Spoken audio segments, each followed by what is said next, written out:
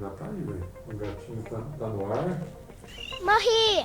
Olá pessoal, aqui é a Juliane Furno. Hoje a gente vai gravar mais um vídeo da série Economia e Conjuntura. Antes de começar o vídeo, lembrar você que está chegando agora, se inscreva aqui no nosso canal, ative o nosso sininho, curta, compartilhe, deixe seu comentário e, se puder, compartilhe esse vídeo para chegar em mais gente. Roda a vinheta aí, João. Olá pessoal, aqui estamos novamente para gravar um vídeo de um tema que a gente já falou um pouco, mas que os novos acontecimentos pedem que a gente se aprofunde um pouco mais. Além disso, esse vídeo foi um pedido de várias organizações que se dedicam à defesa dos servidores e do serviço público no Brasil, em especial o FONASEF, que recentemente lançou um manifesto que eu vou deixar linkado aqui embaixo também para vocês lerem e divulgarem, porque mais do que entender o que está acontecendo, essa pauta exige muito fortemente a nossa participação ativa. Bom, então tá claro, acho, pelo preâmbulo, que a gente vai tratar aqui hoje da reforma administrativa. Então, primeiramente, é bom atualizar o estado do andamento da reforma, ou seja, onde que ela está tramitando e como que vai ser o ritmo até a votação final. Então, no dia 9 de junho, foi instalada uma comissão especial para analisar a proposta que veio do governo federal, e está prevista também a realização de algo em torno de 12 audiências públicas, até que o relator da comissão especial, que é o deputado Arthur Maia, do Democratas do Rio de Janeiro, apresente então o parecer final, que deve ser lá pelo fim de agosto de 2021. Um primeiro elemento para considerar disso tudo chama-se tempo. Então a gente está enfrentando a maior pandemia da nossa história, que não só é muito grave pelo fenômeno sanitário em si, mas pela forma bastante desastrosa, reconhecida inclusive internacionalmente, de condução interna desse processo, o que sugere que a gente, ou o governo federal, deveria elencar como prioridade, inclusive da relação com o próprio Congresso Nacional, e aí assim, num grande acordo, com o Supremo, com tudo, prioridade para estancar essa sangria, quer dizer, essa sangria chamada crise econômica, mais de 1.000 mortes diárias e um recorde mundial de contágios. Ou seja, desmontar o Estado e o serviço público não parece ser a prioridade neste momento de pandemia. A gente já falou no vídeo passado, mas vale a pena fazer referência outra vez, de que os argumentos que são usados pelo governo para justificar essa reforma, eles não têm consistência objetiva. Então, o que eles fazem é tentar camuflar, aí sim, uma perspectiva, um projeto de sociedade. Uma sociedade em que o Estado vai definhando cada vez mais das suas funções sociais e em que os serviços públicos e os servidores públicos vão ficando cada vez mais facilmente capturados por uma lógica privada, visando não mais o cidadão, mas o lucro. Veja, o primeiro argumento utilizado no PowerPoint apresentado pelo governo federal é completamente descabido. Eles dizem que o atual regime administrativo do Estado brasileiro sufoca as despesas do Estado, porque como as despesas são engessadas, ou seja, grande parte do orçamento é carimbado, é constitucionalizado, sobra muito pouco para o investimento.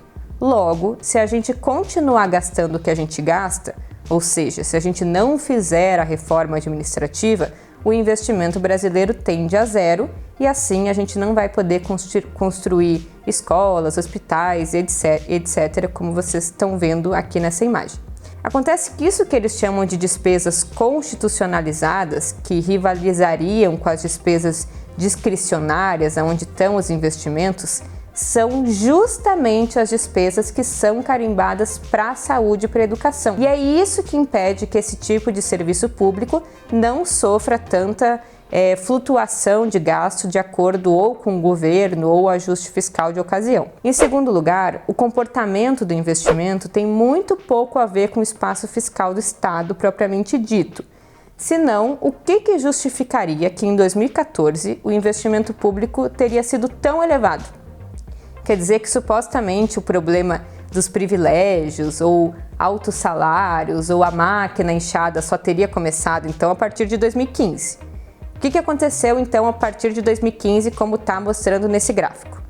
Exato, o que aconteceu é uma crise, e foi a crise que deprimiu o investimento público. Mais do que a crise, que então ajudou a explicar o comportamento do investimento declinante a partir de 2015, tem outro elemento aí importante para se considerar que chama teto de gastos. Este sim é o responsável por espremer o investimento público e não o gasto com o servidor público. Além disso, a gente também já falou em outro vídeo, mas é bom repetir, que existe um mito de que o Estado brasileiro seria excessivamente inchado, grande, ineficiente e por isso então a reforma administrativa viria corrigir privilégios que existem no setor público, promovendo aí na visão deles inclusive a redução das desigualdades sociais. Em primeiro lugar, os trabalhadores do judiciário, embora também sejam alvos da reforma, as carreiras típicas como juízes ou as carreiras do Ministério Público, estas sim com altos salários e vários tipos de privilégio, não vão ser atingidas pela reforma.